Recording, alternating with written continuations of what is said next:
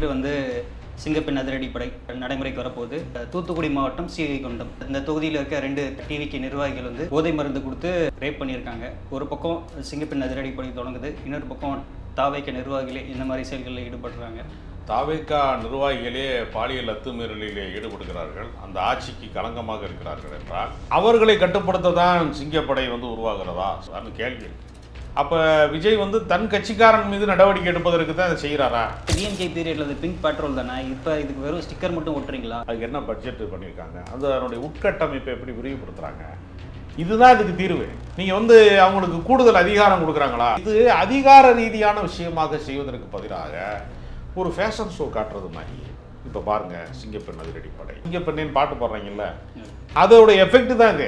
சிங்கப்பெண் அதிரடி படையில் ஈடுபடுற காவலர்களுக்கு அவங்க தான் வந்து ட்ரெஸ்ஸோட ஃபீஸ் வந்து 2300 ரூபா அவங்க தான் வந்து பே பண்ணணும். பிரைவேட் செக்யூரிட்டியாக இருக்கிறவங்க என்ன பண்ணுவாங்கன்னா, உங்களுக்கான அந்த காஸ்டியூம் கொடுப்போம், அதை நாங்கள் சம்பளத்தில் பிடிச்சிக்கிடுவோம். அரசு பணியில் அதை செய்ய மாட்டாங்க. நீங்கள் யூனிஃபார்ம்லாம் வந்து கவர்மெண்ட்ல இருந்தால் கொடுப்பாங்க. இது தனியார் மையத்தை நோக்கிய ஒரு ஆட்சியாக எனக்கு. இத்தனைக்கும் வந்து அந்த எம்எல்ஏ வந்து அந்த பாதிக்கப்பட்ட பெண்ணை வந்து மிரட்டியிருக்காரு. கட்சிக்காரனை காப்பாற்றணும்னா அந்த பெண்ணை தானே மிரட்ட முடியும். நீ புகார் கொடுக்காத, புகார் கொடுத்தா அங்கே கட்சி பேர் கெட்டு போயிடும். அப்போ இவர்கள் என்ன நினைக்கிறாங்கன்னா, தங்கள் ஆட்சியில் இருக்கிற போது தவறுகளை வந்து திரை போட்டு மறைக்கணும், எதிர்கட்சியாக இருக்கும்போது மட்டும் நம்ம குற்றச்சாட்டு சொல்லணும்னா மக்கள் எல்லாவற்றையும் பார்த்து கொண்டு இருக்கிறார். வந்து ஆர்டிஸ்ட்டை காணாங்கிறார், ஒரு நாள் டிரான்ஸ்ஃபார்ம் பழசாக இருக்குங்கிறாரு, இன்னொரு நாள் பீஸை பிடிக்கிட்டு ஓடி போயிட்டாங்கிறாரு, இன்னொரு நாள் சமூக விரோதிகள் யாரோ வந்து வேலை செய்கிறாங்கிறாரு, யாரோ ஒரு தெருல பசங்க திடீர்னு வந்து காலிங் பெல்ல அமைக்கிட்டு நான் வெளியே வந்து பார்த்தா ஓடி போயிடுறாங்க. அதற்கு சமமான விஷயங்களை ஒரு அமைச்சர், பொறுப்புமிக்க அமைச்சர் பேசிக்கிட்டே இருக்கிறாரு. அவரோட சொந்த தொகுதி பெரம்பூர்லேயே வந்து மக்கள் வந்து வீதியில் இறங்கி போராடுறதும், இபி ஆஃபீஸில் போய் நின்று சண்டை போடுறதுமா இருக்காங்க.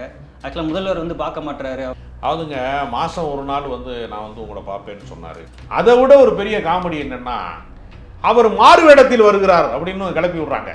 செக்ரட்டரியேட்டுக்கு வர்றவர் ஒரிஜினல் விஜயா, இல்லை மாறு வேடத்தில் வேற யாராவது கோட்டை போட்டு அனுப்புறீங்களா? இது முதல்வன் படமா? அது தமிழ்மென் நேயர்களுக்கு வணக்கம். இன்று நம் நேர்காணல் இணைந்திருப்பவர் அரசியல் விமர்சகர் மரியாதைக்குரிய திரு ராஜகம்பீரன் சார் அவர்கள். வணக்கம் சார். வணக்கம் சார். தொடர்ந்து பலமுறை வந்து தள்ளி வைக்கப்பட்டு இன்று வந்து சிங்கப்பெண் அதிரடிப்படை அது வந்து நடைமுறைக்கு வரப்போகுது. ஒரு பக்கம் வந்து சிங்கப்பெண் அதிரடிப்படை இதை வந்து முதலமைச்சர் துவக்கி வைக்கிறாரு, இன்னொரு பக்கம் வந்து டிவிக்கு நிர்வாகிகள் தூத்துக்குடி மாவட்டம் ஸ்ரீவைகுண்டம் இந்த தொகுதியில் இருக்க 2 டிவிக்கு நிர்வாகிகள் வந்து 2 இளம்பெண்களை வந்து வேலை வாங்கி தரேன் அப்படின்னு சொல்லிட்டு டிவிக்கு எம்எல்ஏ பேரை யூஸ் பண்ணி அவங்களுக்கு வந்து போதை மருந்து கொடுத்து ரேப் பண்ணியிருக்காங்க. ஒரு பக்கம் சிங்கப்பெண் அதிரடிப்படை தொடங்குது, இன்னொரு பக்கம் தாவைக்க நிர்வாகிகளே இந்த மாதிரி செயல்களில் ஈடுபடுறாங்க. எப்படி பார்க்குறீங்க? தாவேக்கா நிர்வாகிகளே பாலியல் அத்துமீறலிலே ஈடுபடுகிறார்கள், அந்த ஆட்சிக்கு களங்கமாக இருக்கிறார்கள் என்றால் அவர்களை கட்டுப்படுத்த தான் சிங்கப்படை வந்து உருவாகிறதா, சிங்கப்பெண்ணுக்கான அந்த படை சிறப்பு படை உருவாகிறதான்னு கேள்வி இருக்கு. அப்போ விஜய் வந்து தன் கட்சிக்காரன் மீது நடவடிக்கை எடுப்பதற்கு தான் அதை செய்கிறாரா? நீங்கள் மகளிர் காவல் நிலையம் என்பது கலைஞர் காலத்தில் உருவாக்கப்பட்டது. அது ஜெயலலிதா காலத்தில் மிகப்பெரிய அளவில் விரிவடைய செய்கிறார்கள். அதற்கு கொஞ்சம் அதிகாரம் கூடுதலாக தனித்த காவல் நிலையம். முன்னாடிலாம் வேறு பெரிய போலீஸ் ஸ்டேஷனில் 1-2 பேர் வேலை வைப்பாங்க. இப்போ அப்படி இல்லாமல் மகளிர் காவல் நிலையம்னு தனியாக ஒன்று உருவாக்கி அவங்க என்ன செய்வாங்கன்னா, அந்த கட்டமைப்பை வந்து விரிவுபடுத்துறது.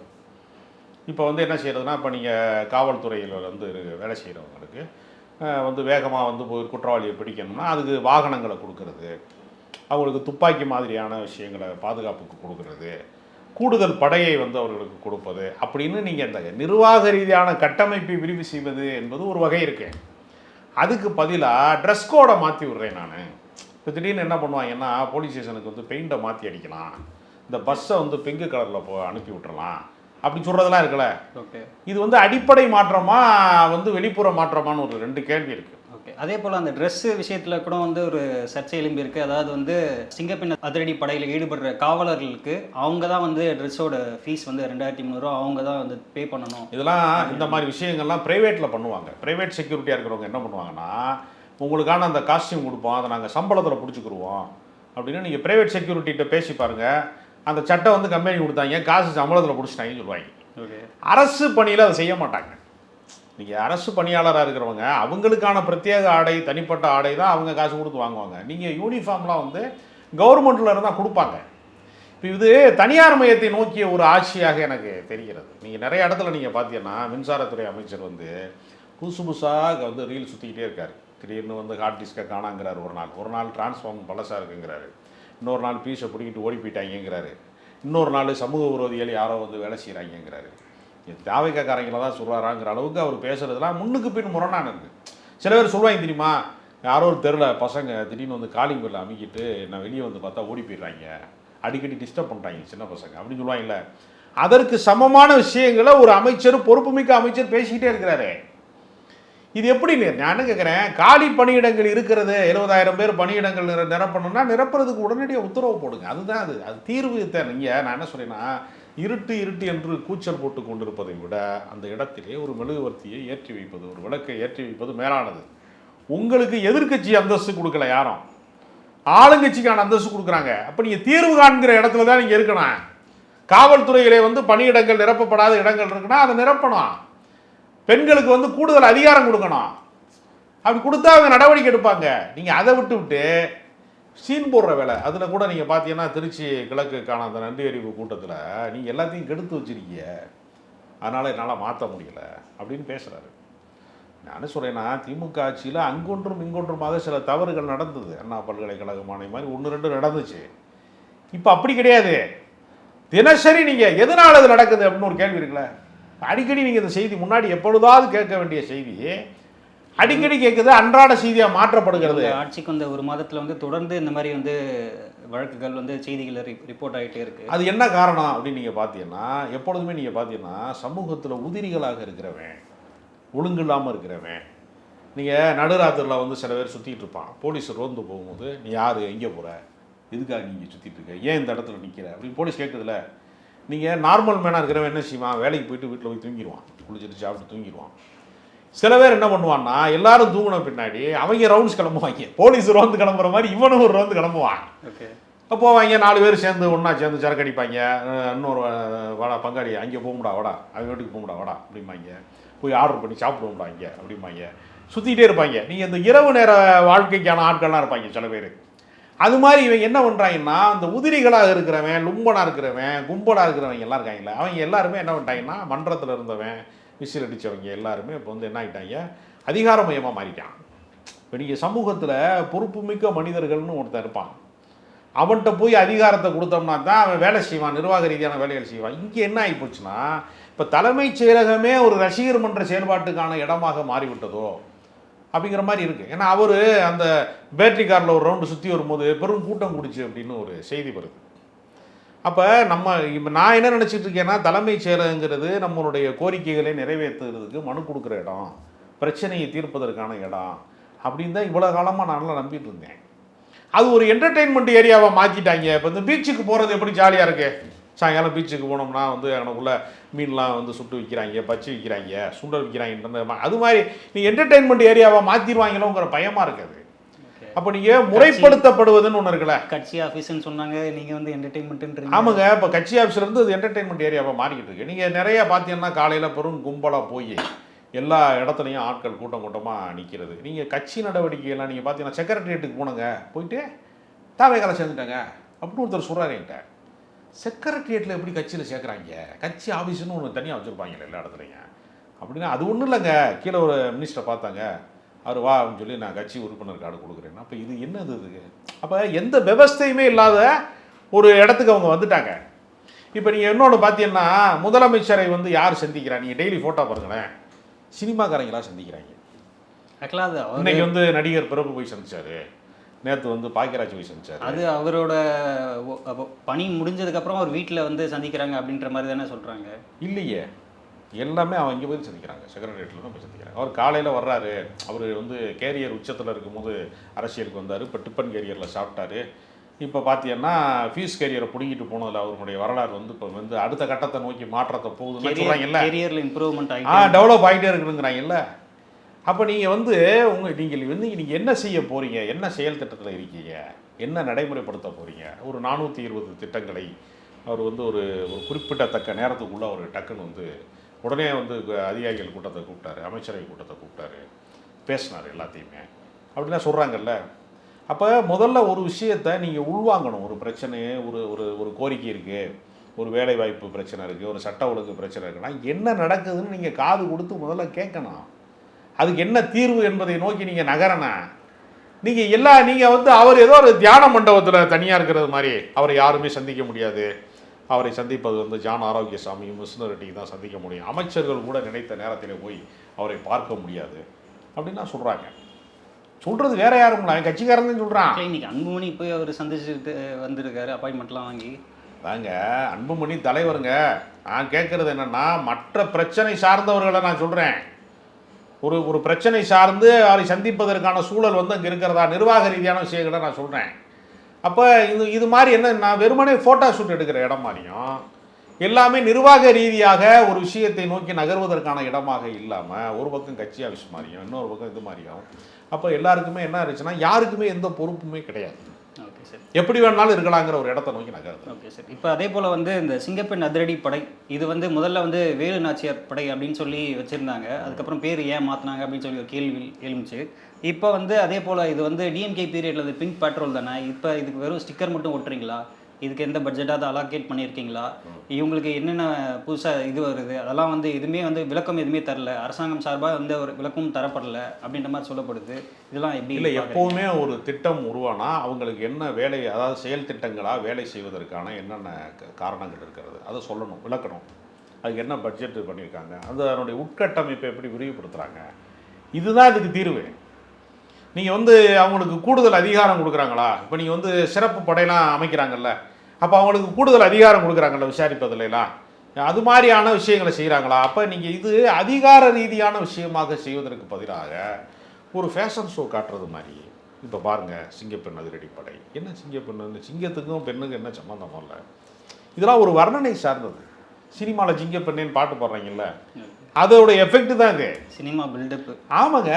நீங்கள் வேலு நாச்சியார் பேரை வந்து வைக்க தெரியாதா, ஜெயலலிதாவுக்கு வைக்க தெரியாதா? இப்போ நீங்கள் ஏற்கனவே போக்குவரத்து கழகங்கள்லாம் நீங்கள் பார்த்தீங்கன்னா தலைவர்கள் பேரில் போக்குவரத்து கழகம் இருந்துச்சு. நீங்கள் மருதுபாண்டியர் போக்குவரத்து கழகம், பாண்டியன் போக்குவரத்து கழகம், சென்னைக்குள்ளே பல்லவன் போக்குவரத்து கழகம் அப்படிலாம் இருந்துச்சுல. அது என்னாச்சு, ஒரு கட்டத்துக்கு மேலே சாதி வெறியர்கள் வந்து சண்டை விடும் போதெல்லாம் என்ன பண்ணிட்டான், ஒவ்வொரு பஸ்ஸாக கொடுத்த ஆரம்பிச்சிட்டான். கட்டபொம்மை பஸ்ஸை கொடுத்துறேன் நான் வந்து எங்கள் ஊர் பிள்ளைய வந்து ஒரு நாயக்கர் வந்து கையை பிடிச்சி விட்டாரு, நான் கட்டபொம்மை பஸ்ஸை கொடுத்துறேன். அது கவர்மெண்ட் பஸ்ஸுரா, கட்டபொம்மை பஸ்ஸு கிடையாது அப்படின்னா அதெல்லாம் முடியாது, நான் கொடுத்துவேன் அப்படின்ட்டான். அப்போ ஒவ்வொருத்தனும் ஒவ்வொரு பஸ்ஸை கொடுத்த ஆரம்பித்தாங்கன்னா நாடு தாங்காதுன்றதான் சாதி கலவரங்கள் வந்து மிகுந்து போகிற போது தலைவர்கள் பெயர் சூட்ட வேண்டியது இல்லை. அது தமிழ்நாடு அரசினுடைய போக்குவரத்து கழகமாக அது மாற்றப்பட்டுச்சு கடந்த காலம் ஜெயலலிதாவுடைய காலத்தில். அப்போ நீங்கள் எது ப்ராக்டிக்கலான விஷயமோ அதை நோக்கி நகரணும். அதை விட்டுட்டு இந்த ஷோ காட்டுறது, நீங்கள் சொல்கிற மாதிரி ஸ்டிக்கர் விட்டுறது, இதிலேயே கவனம் செலுத்துகிறாங்க. அவங்களுக்கு நிர்வாகம் பற்றிய ஒரு குறைந்தபட்ச பேசிக்கான விஷயங்களே அவங்களுக்கு தெரியலை. ஓகே சார், கற்றுக் கொடுக்குற இடத்துல அவங்க இருக்காங்க. இது வந்து தாவேக்கா நிர்வாகிகள் கிட்டேருந்து தான் பெண்களை வந்து காப்பாற்றுறது தான் வந்து சிங்கப்பெண் படையா அப்படின்ற மாதிரி நீங்கள் சொன்னீங்க. தொடர்ந்து வந்து தாவேக்கா சார்பில் வந்து தாவேக்கா தரப்பு மேலே வந்து நிறைய வந்து இந்த மாதிரி பாலியல் குற்றச்சாட்டுகள்லாம் வைக்கப்படுது. அதே போல் வந்து நிறைய பாலியல் குற்றங்கள் ஈடுபட்ட நிறைய நபர்கள் வந்து தாவேக்காவில் இருக்காங்க, இப்போ பூசாவும் சேர்த்துக்கிறாங்க அப்படின்ற மாதிரி வார் நாகராஜன் உட்பட பூசாலாம் வந்து இணைகிறாங்க அப்படின்ற மாதிரிலாம் வந்து செய்திகள் வந்துக்கிட்டே இருக்குது. இதெல்லாம் வந்து எப்படி பார்க்குறது ஆக்சுவலாக? இல்லை, இப்போ பார் நாகராஜன் வந்து எப்படி போய் அவர் வந்து செங்கோட்டையின் முன்னிலையில் அவர் வந்து சந்தித்தார், எப்படி வந்து கட்சியில் இணைஞ்சார் அப்படிங்கிற விமர்சனம் வந்த பின்னாடி ஒரு மூத்த அமைச்சர், ஒரு பொறுப்புமிக்க பதவிகளில் இருக்கக்கூடியவர் செங்கோட்டையன் வந்து என்ன பதில் சொன்னார் தெரியுமா? என்னை பார்க்க வந்த கும்பலில் அவரும் ஒரு ஆளாக வந்துட்டாருங்க அப்படின்னு சொன்னார். நீங்கள் செக்ரட்டரியேட்லேயோ அல்லது வந்து அமைச்சரவை சார்ந்தவர்களையோ அல்லது முதலமைச்சரையோ பார்க்க போகிறப்ப யார் யார் வந்து பார்க்க வர்றாங்கங்கிற அப்பாயின்மெண்ட்டில் அவங்கள பற்றிய எல்லா டேட்டாவையுமே எடுத்துகிட்டு தான் அவங்க அனுப்புவாங்க. சும்மா போய்லாம் நீங்கள் வந்து ஒரு முதலமைச்சரை பார்க்குறியா, அமைச்சரை பார்க்குறீங்கன்னா, நீங்கள் கட்சிக்காரராக மாவட்ட செயலாளரை பார்க்கும்போது யார் வேணாலும் கும்பலாக போகலாம். நீங்கள் மினிஸ்டர் ஆகிட்டீங்கன்னா அதுக்குன்னு ஒரு புரோட்டோகால் இருக்குது, அதை நீங்கள் இஷ்டத்துக்கெல்லாம் பார்க்க முடியாது, பாதுகாப்பு இருக்குது. பார் நாகராஜன் வந்து கும்பலில் ஒரு ஆளாக எப்படி வருவார், உங்கள் அனுமதி இல்லாமல் எப்படி வருவார்? ஒரு கேள்வி எழுப்பப்படுகிற போது, அது விமர்சனம்னு ஒன்று வருகிற போது அதை சமாளிப்பதற்காக நீங்கள் சொல்கிறீங்க. அதை அப்போ நீங்கள் நம்ம ஒருவேளை யாரும் விமர்சிக்க தவறிவிட்டால், கவனிக்க தவறிவிட்டால் அவருக்கான எல்லா பொறுப்பும் வழங்குவாங்க அவங்க.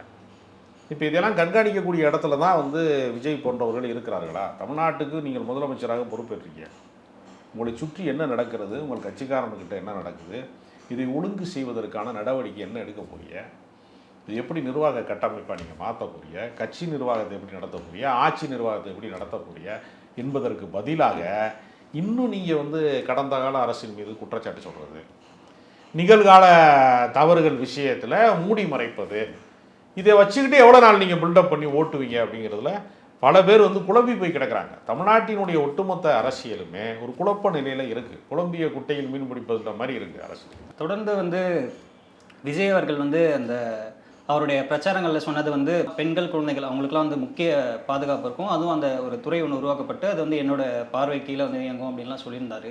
தொடர்ந்து இந்த மாதிரியான விஷயங்கள் நடந்துக்கிட்டே இருக்குது. விஜய் அவர்கள் வந்து இப்போ தான் வந்து இந்த சிங்கப்பெண் இதுவே வந்து காலம் தாழ்த்தி பண்ணுறாங்க அப்படின்ற மாதிரி யோசனைக்கப்படுது. அது இல்லாமல் அவர் வந்து எந்த விஷயத்துக்கு வந்து நேரடியாக வந்து பேச மாட்டுறாரு அப்படின்ற மாதிரி அவர் மீது வந்து விமர்சனம்லாம் வைக்கப்படுது. எப்படி பார்க்குறது? இல்லை, அதாவது அரசியலை பொறுத்தவரையில் நீங்கள் ஒரு மௌன சாமியார் மாதிரி அமைதியாலாம் கடந்து போக முடியாது. எது நடந்தாலும் அதற்கு பதில் சொல்லணும். நீங்கள் கடந்த கால அரசியல் தலைவர்களில் வந்து எல்லாவற்றிற்கும் அவர்களுடைய கருத்து என்ன என்பதை அவர்கள் தொடர்ந்து வெளிப்படுத்திக்கிட்டே இருப்பாங்க. எல்லாவற்றிற்கும் பதில் சொல்லுவாங்க. நீங்கள் இந்த அண்ணா பல்கலைக்கழகத்தில் வந்து அத்துமீறி ஒருவர் வந்து நுழைஞ்சாருங்கிற அந்த பிரச்சனை வருகிற போது அவர் திமுக உறுப்பினராக இருந்தார் அல்லது அனுதாபியாக இருந்தார் அப்படிங்கிற பிரச்சனை வந்தபோது சட்டப்பேரவையில் அதற்கான விளக்கத்தை வந்து அன்றைய முதலமைச்சராக இருந்த மு.க. ஸ்டாலின் அவர்கள் சொன்னார். அவர் என்ன சொன்னார்? அவர் பூசிலாம் முழுகிறார். அவர் திமுகவினுடைய அனுதாபி தான், ஆதரவாளர் தான், கடந்த காலத்தில் அப்படி தான் இருந்திருக்கிறாரு. அவருடைய குற்ற பின்னணி என்னன்னு எங்களுக்கு தெரியல, இப்போ நாங்கள் உரிய நடவடிக்கை எடுக்க அது பதில் சொல்கிறாங்கல்ல. அது மாதிரி நீங்கள் சொல்லியிருக்கல. அதாவது தாவேகா நிர்வாகி வந்து குளிர்பானத்தில் வந்து இதை கொடுத்து வந்து ஒரு பெண்ணை வந்து கூட்டு பாலியல் வன்முணர்வு செய்கிறாங்கன்னா அவங்கெல்லாம் யார்? அவங்க கட்சியை விட்டு நீக்கப்பட்டாங்களா? அவங்க சமூக விரோதியா? அப்போ யாரையெல்லாம் நீங்கள் கட்சியில் சேர்த்துருக்கீங்க? இத்தனைக்கும் வந்து அந்த எம்எல்ஏவே வந்து அந்த பாதிக்கப்பட்ட பெண்ணை வந்து மிரட்டியிருக்காரு அப்படின்ற மாதிரிலாம் சொல்லப்படுது. ஆமாங்க, கட்சிக்காரனை காப்பாற்றணும்னா அந்த பெண்ணை தானே மிரட்ட முடியும். நீ புகார் கொடுக்காத, புகார் கொடுத்தா அங்கே கட்சி பேர் கெட்டு போயிடும், அப்படி தானே சொல்லுவாங்க. அப்போ இவர்கள் என்ன நினைக்கிறாங்கன்னா, தங்கள் ஆட்சியில் இருக்கிற போது தவறுகளை வந்து திரை போட்டு மறைக்கணும், எதிர்கட்சியாக இருக்கும்போது மட்டும் நம்ம குற்றச்சாட்டு சொல்லணும்னா மக்கள் எல்லாவற்றையும் பார்த்து கொண்டு இருக்கிறார்கள். நீங்கள் ஆட்சிக்கு வந்து 2 வருஷம் 3 வருஷம் கழித்து தான் ஒரு ஆட்சியின் மீதான அதிருப்திங்கிறத நாங்கள் இது வரைக்கும் கேள்விப்பட்டிருக்கோம். இது ரொம்ப ஆச்சரியமாக இருக்கிறது. அவர்கள் ஆட்சிக்கு வந்து 1 மாத காலம் முடிவுக்கு வர்றதுக்கு முன்பே மக்கள் ரொம்ப டயர்டாயிட்டாங்க. எப்போ கரண்டை பிடுங்குவாங்க, எப்போ என்ன பஞ்சாயத்து வரும், என்ன பிரச்சனை வரும் அப்படிங்கிறதுல மக்கள் மிகப்பெரிய மன அழுத்தத்துக்கு ஆளாகக்கூடிய அவரோட சொந்த தொகுதி பெரம்பூர்லேயே வந்து மக்கள் வந்து வீதியில் இறங்கி போராடுறதும் இபி ஆஃபீஸில் போய் நின்று சண்டை போடுறதுமா இருக்காங்க. ஆக்சுவலாக முதல்வர் வந்து பார்க்க மாட்டுறாரு, அவரோட தொகுதி தான் அது, வந்து பார்க்க மாட்டுறாரு அப்படின்ற மாதிரியான கோரிக்கைகள்லாம் அந்த மக்கள் வைக்கிறாங்க. எப்படி பார்க்குறீங்க? அதுங்க மாதம் ஒரு நாள் வந்து நான் வந்து உங்களை பார்ப்பேன்னு சொன்னார். அதை விட ஒரு பெரிய காமெடி என்னென்னா, அவர் மாறு வேடத்தில் வருகிறார் அப்படின்னு கிளப்பி விடுறாங்க. அந்த அனந்தஜித்துன்னு சொல்லி அவங்க கட்சியினுடைய தாவேக்காவோட செய்தி தொடர்பாளர் சொல்கிறாரு, ஆமாம் விஜய் வந்து மாறு வேடத்தில் வருகிறார். எனக்கு என்ன சந்தேகமாக இருக்குன்னா, செக்ரட்டரியேட்டுக்கு வர்றவர் ஒரிஜினல் விஜயா இல்லை மாறு வேடத்தில் வேற யாராவது கூட்ட போட்டு அனுப்புறீங்களா? என்ன மாறு வேடத்தில் எப்படி வர முடியும்? என்னது என்ன சினிமா காட்சி? அது செகண்ட் ஹீரோ 2 டூயல் கேரக்டர் நடிக்கிறார். அவர் எப்படி வர முடியும்? அது ஒரு முதலமைச்சர் வர்றாருன்னா அதுக்கு போலீஸ் பாதுகாப்பு நீங்கள் எல்லா இடத்துலையும் பாருங்கள். ஒரு இடத்துக்கு வர்றாரு அப்படின்னா போலீஸ் அலாட் பண்ணுவாங்க. திடீர்னு என்ன இந்த இடத்துல போலீஸ் அதிகமாக இருக்குது அப்படின்னா நம்ம கேட்டோம்னா அவங்க சொல்லுவாங்க, அவங்க புரோட்டோக்கால் இந்த மாதிரி அமைச்சர் வர்றாருங்க, கவர்னர் இந்த இடத்துக்கு போகிறாருங்க அப்படி சொல்லும்போது நீங்கள் இது பண்ணுவாங்க. அப்படிலாம் மாறுபடத்தில் வர முடியுமா? இது என்ன முதல்வன் படமா? அது கலை யதார்த்தம் என்னவென்றே தெரியாமல் பேசுகிறாங்க, எதை வேண்டுமானாலும் பேசுகிறாங்க. அதாவது உண்மை என்ன என்பதை வந்து உணராமல் அதை சமாளிப்பதற்காக பொய்களை அவங்களே செய்கிறாங்க. ஆனால் வந்து கெட்டிக்காரன் புழுகு 8 நாளும்பாங்க. 8 செகண்டில் வந்து இன்றைக்கி சோசியல் மீடியாவில் எல்லா பொய்களும் அம்பலப்பட்டு இருக்கிறது. ஓகே சார், அதே போல் வந்து தாவேகாவினரோட அத்துமீறல் திண்டுக்கல் மாவட்ட ஆட்சியர் கூட்டரங்கில் வந்து அந்த கலெக்டருக்கு ஈக்குவலாக வந்து தாவேகா மாவட்ட செயலாளர் ஒருத்தருக்கு வந்து இருக்கை கொடுத்தது, குன்னூர் ஒரு எம்எல்ஏ வந்து அதிகாரியை வந்து ஃபோன்லேயே மிரட்டினது, அதெல்லாம் வந்து அதிகார மீறல். இதெல்லாம் வந்து தொடர்ந்து வந்து செய்திகளில் வந்துக்கிட்டே இருக்குது. இதெல்லாம் வந்து தாவேகா சார்பில் அமைச்சரோ இல்லை வந்து விஜய் அவர்களோ வந்து எதையும் வந்து கண்டிக்க மாட்டுறாரு. செய்திகளை ரொம்ப பெரிய பேசுவதில் இல்லை. இவர்களையெல்லாம் கண்ட்ரோல் பண்ணுறதுக்கான ஆள் யார்? இன்னொரு கேள்வி இருக்குல்ல. இப்போ வழக்கமாக வந்து என்ன செய்வாங்கன்னா, கட்சிக்காரர்கள் வந்து அத்துமீறுகிறார்கள்ங்கிற தகவல் இருந்துச்சுன்னா, இப்போ நீங்கள் வந்து திமுக மாதிரி கட்சி, அண்ணா திமுக மாதிரி கட்சியில் லோக்கலில் வந்து அந்த மாவட்ட செயலாளர் கண்ட்ரோல் பண்ணுவார், அங்கே இருக்கக்கூடிய நிர்வாகிகள் கண்ட்ரோல் பண்ணுவாங்க. அவர் ஏதாவது தவறு செஞ்சால் பொதுச் செயலாளர் நடவடிக்கை எடுப்பார் அப்படின்னு ஒரு நிர்வாக கட்டமைப்பு வச்சுருப்பாங்கல்ல. இவங்க என்ன கட்டமைப்பு இருக்குது? இவங்க ஏற்கனவே ரசிகர் மன்றம் நடத்துகிறாங்க. ரசிகர் மன்றத்துக்கு ஏதாவது கட்டுப்பாடு இருக்கா? முறைப்படுத்தல் இருக்கா? அதாவது அவங்கவுங்க இஷ்டத்துக்கு அவங்க பக்கத்தில் இருக்க தேட்டரில் போய் அவங்க வந்து பூ மாதிரி பொழியலாம், பாலாபிஷேகம் பண்ணலாம், விசில் அடிக்கலாம், கத்தலாம், அப்படி தானே? அது தன்னிச்சையாக நடக்கிறதுனா, தன்னெழுச்சியாக நடக்கிறதுனா, அது மாதிரி ஒரு தன்னெழுச்சியாக ஒரு கட்சியை நடத்த முடியுமா அப்படின்னு ஒரு கேள்வி இருக்குல்ல. இப்போ நீங்கள் ஒரு ஸ்கூல் நடத்துறதுனா கூட இத்தனை மணிக்கு ப்ரேயரு, இத்தனை மணிக்கு பெல்லு அடிக்கணும், இத்தனை மணிக்கு வந்து லஞ்ச் பிரேக் விடணும், இத்தனை மணிக்கு இந்த வரிசையில் தான் போகணும், முறைப்படுத்துகிறாங்கல்ல. ஒரு பள்ளிக்கூடம் நடத்துவதற்கே முறைப்படுத்தல் தேவைன்னா ஒரு கட்சி நடத்துறதுக்கு, ஆட்சி நடத்துறதுக்கு எதுவுமே தேவையில்லையா? யார் வேணாலும் என்ன வேணாலும் எப்படி வேணாலும் நடக்கலாம்னா என்ன அர்த்தம்? அப்படின்னா இவங்க தான் என்ன சொல்கிறாங்க, மேயர் பிரியா வந்து இதை கொடுக்க மாட்டேன்ட்டாங்க, மெழுகுவத்தியை கேண்டில் கொடுக்க மாட்டேன்ட்டாங்க அப்படின்னு குற்றச்சாட்டு இவங்க தான் சொல்கிறாங்க. சொல்லிவிட்டு வந்து கலெக்டருக்கு பக்கத்தில் போய் மாவட்ட செயலாளரை வச்சு கேட்குறது. ஏன்னா என்னங்கடா அது, ஒரு ரெண்டு ஒரே ஆள் தானாங்கிற குழப்பமாகவே இருக்குது. இது ரெண்டும் ஒரு கட்சியில் தான் நடக்குதா? இதை விமர்சிக்கிறவர்கள் அதை வந்து எப்படி பார்க்குறாங்க? அப்போ நீங்கள் யாருமே வாய்ஸ் கொடுக்குறதே இல்லை. நீங்கள் ஆதவர்ஜனா மட்டும்தான் வெளியில் வந்து அவர் பேசுகிறாரு. அவர் தான் ஆக்டிவ் சிஎம்மான்லாம் விமர்சனம் வருது. அன்பில் மகேஷ் பொய்யாமொழி கூட வந்து சொல்லியிருந்தாரு, அதாவது சிஎம் இன் ஆக்டிங் சிஎம் அப்படின்லாம் வந்து அவர் வந்து விமர்சனம் வச்சுருந்தாரு. அதனால் இவ்வளோ இந்த போக்கு இருக்கு இல்லையா, இது வந்து ஒரு ஆரோக்கியமான அரசியலின் அடையாளம் அல்ல. நீங்கள் பொது வாழ்க்கைக்கு நீங்கள் வந்து மக்கள் விரும்புகிற ஒரு இடத்துக்கு வந்துட்டீங்க. நீங்கள் இதற்கு பின்பு நீங்கள் வந்து உங்களுடைய பொறுப்பை உணர்ந்து நீங்கள் செயல்படாமல் நீங்கள் இன்னும் வந்து இன்ஸ்டாகிராம் அரசியல், என்டர்டெயின்மெண்ட் அரசியலுக்குள்ளேயே நீங்கள் தொடர்ந்து இருந்தேன். ஏன்னா பல இடங்களில் பார்த்தீங்கன்னா இவங்க அத்துமீறி நடக்கிற விஷயங்கள்லாம் பயங்கர காமெடியாக இருக்குது. கரண்ட்டு கட் ஆயிடுச்சுன்னு கும்பலாக போயிருக்கிறாங்க. போய் எம்எல்ஏ வீட்டை கண்டுபிடிச்சேன்னா பல பேருக்கு எம்எல்ஏ தெரியாது. கண்டுபிடிச்சி போய் என்னப்பா இந்த மாதிரி அடிக்கடி நடக்குது அப்படின்னு போய் பொதுமக்கள் போய் சொன்னதுக்கு ஒரு ஆள் வெளியே வந்து எம்எல்ஏ இல்லைங்க, ஆள் இல்லைங்க அப்படின்னு சொல்லிட்டு போயிட்டாராங்க. கூட்டம் கடையும் போது ஒருத்தர் சொல்லியிருக்கேன், அவர் தாங்க எம்எல்ஏ அப்படின்னு. இது மாதிரி நிறைய இடங்கள்லாம் நடக்குது. என்ன செய்கிறதுங்கிறது அவங்களுக்கு வந்து எந்த வழிமுறைகளுமே தெரியலை. இது எப்படி அப்படிங்கிறத அவங்க அரசியல் படுத்தப்படுவதற்கு இந்த வினாடி வரைக்கும் நம்ம பேசிக்கிட்டு இந்த வினாடி வரைக்கும் எந்த விதமான நடவடிக்கையும் அவங்க எடுக்கலாம். ஒழுங்குபடுத்தணும்ல. இப்படியே எப்படி வச்சிருக்க முடியும்? இப்படி ஒரு கட்சி எப்படி நடத்த முடியும்? தான் தோன்றித்தனமாக ஒரு கட்சி எப்படி நடத்த முடியும்? நேரத்துக்கும் பதிலுக்கு மிக்க நன்றி சார்.